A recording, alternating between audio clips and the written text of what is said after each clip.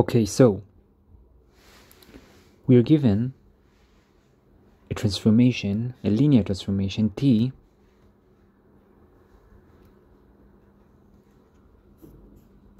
This transformation is from a vector space V to V, and there is an inner product. So T is a linear transformation in an inner product space. Now we are also given that the adjoint of the transformation T equals minus T. Now we need to prove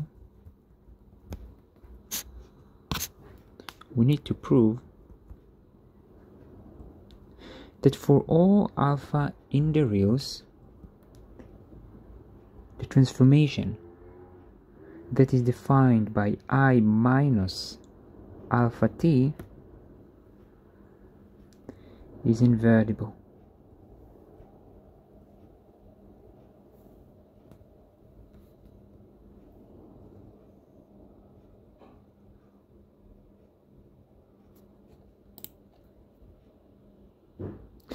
Now, let's look on some cases. In case alpha equals 0, it's quite obvious because you get just I. So this is simple. So let's assume that alpha does not equal 0.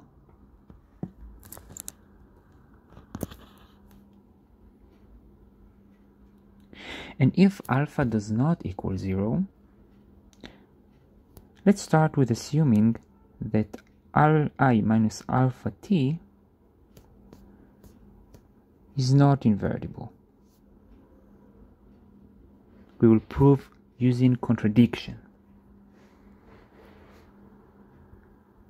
If it's not invertible, there is a vector which is not the 0 vector, such that I minus alpha t v equals 0, right? Because for invertible matrix, for every vector which is not the 0 vector, this should not be 0. Yeah, if A is invertible, for every vector v which is not the 0 vector, AV does not equal 0. Namely, if A is invertible and AV equals 0, it must mean that V equals 0.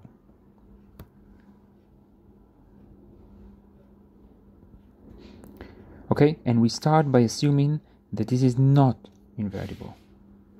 So there is such vector.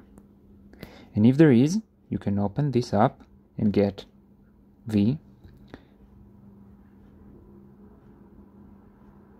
minus alpha TV equals 0.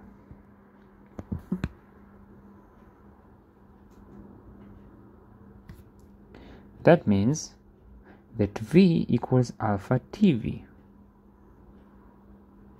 And that means you can take this and get TV equals 1 divided by alpha V.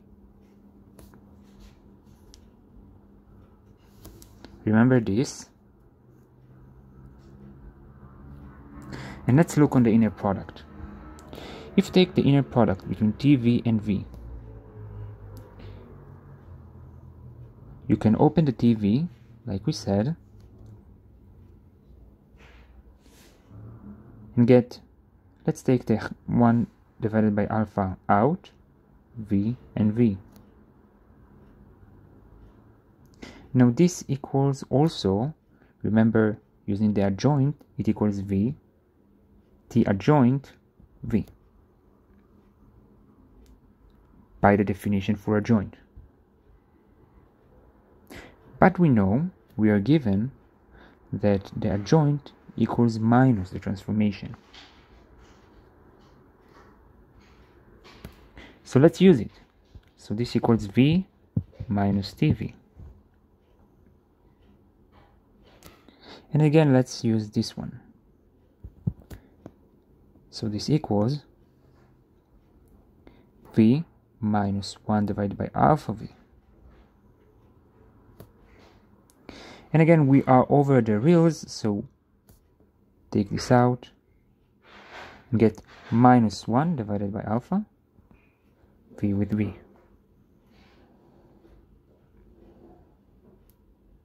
So what did he get? What did we get? This equals this, namely y divided by alpha, 1 divided by alpha v equals minus 1 divided by alpha v.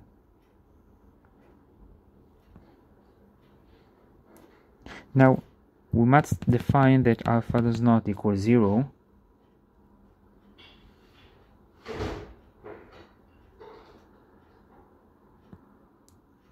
because if alpha equals 0, it's quite straight away, right?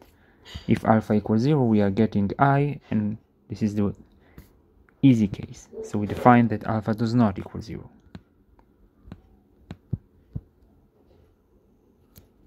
So now we could just take them off and get 2vv equals 0. And that means that v with v inner product equals 0. But by definition of the inner product, if the inner product between a vector and itself equals 0, what does it mean on v? It means that v equals 0.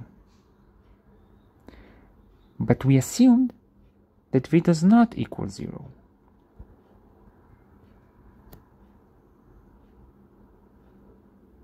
Right? We assumed that v does not equal 0. And there is such a v. There is such a v that does not equal 0, such that this equals 0. Namely, this is not invariable. And we got in contradiction. We got to a contradiction. And that means that for every v which is not a 0 vector, I minus alpha t v does not equal 0. Otherwise we get to this contradiction. And that means that I minus alpha t is invertible.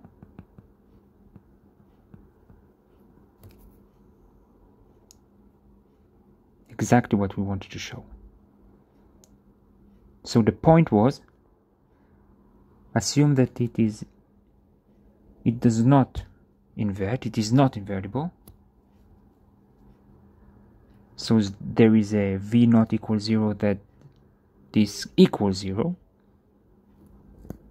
You use the inner product, get to a contradiction,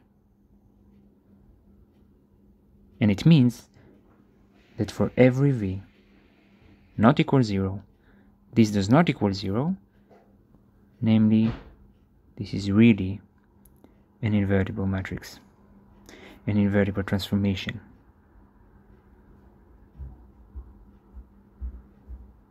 Thank you very much, and that's it.